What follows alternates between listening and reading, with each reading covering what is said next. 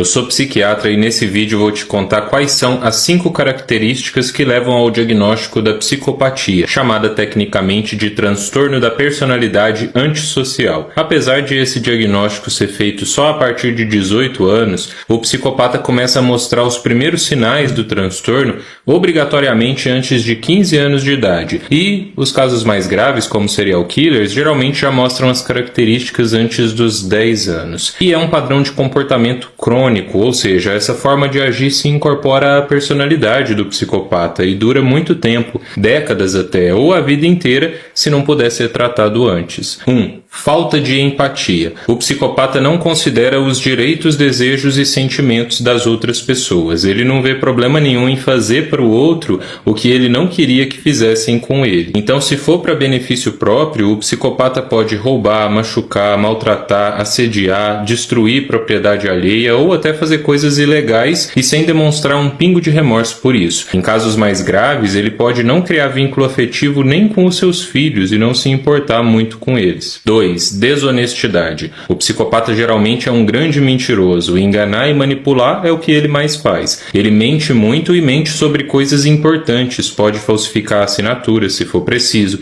usar nomes falsos, trapacear, roubar ou fraudar. Apesar de mentir muito bem, o psicopata mente tanto que pode acabar manchando a sua reputação nos lugares onde ele já é conhecido, porque mentira tem perna curta e logo todo mundo que convive com ele percebe que ele está sempre cheio de rolos. 3. Arrogância e descaso pelas regras. O psicopata tem um senso exagerado da própria importância e pode ser extremamente arrogante e convencido. Ele quer dar opinião sobre tudo, decidir tudo e, diferente do narcisista, que tem uma autoconfiança da boca para fora só para se exibir, mas internamente morre de insegurança, o psicopata não. O psicopata se sente o maioral de verdade e quer dominar e ser o líder de qualquer ambiente onde ele chega. Ele tem tão pouca humildade que não consegue seguir as regras da sociedade. O psicopata frequentemente quebra leis, quebra normas e não segue ordens. 4. Agressividade e irritabilidade. O psicopata tem um charme superficial e pode ser muito bom de lábia. Ele tenta passar uma imagem de bem-sucedido, calmo, inteligente e pode usar termos difíceis para te impressionar. Mas quem convive um pouco mais com ele começa a perceber que aquele ar de pessoa bem resolvida é só disfarce. Isso porque o psicopata, quando é contrariado,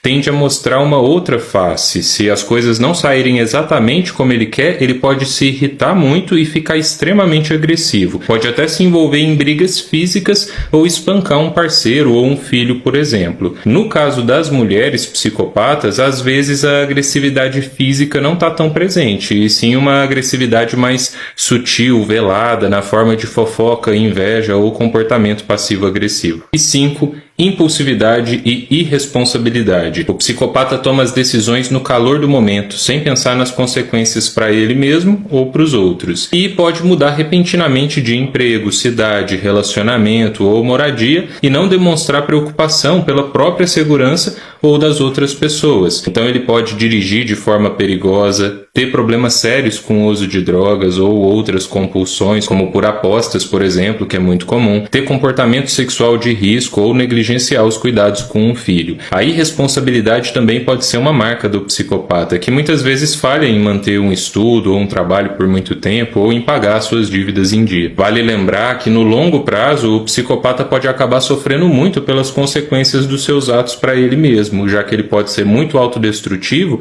e ter tendência à depressão, ansiedade, abuso de drogas e até suicídio. Sem falar que o psicopata tem muito mais chance de morrer de formas violentas, como por homicídio ou acidentes, por exemplo. Além disso, é muito comum a comorbidade da psicopatia com outros transtornos da personalidade, como narcisista, borderline ou histriônico. A espiritualidade pode ajudar muito os psicopatas a melhorarem quando eles querem, assim como a terapia, o tratamento psiquiátrico ou até o próprio passar do tempo e a maturidade. Alguns psicopatas mais leves melhoram depois dos 30 ou 40 anos espontaneamente, com a experiência de vida. Então, se você conhece um psicopata, afaste-se dele para se proteger, mas se ele um dia te pedir ajuda e dizer que sofre mentalmente, seja diferente dele, exercite a sua bondade e incentive ele a se tratar.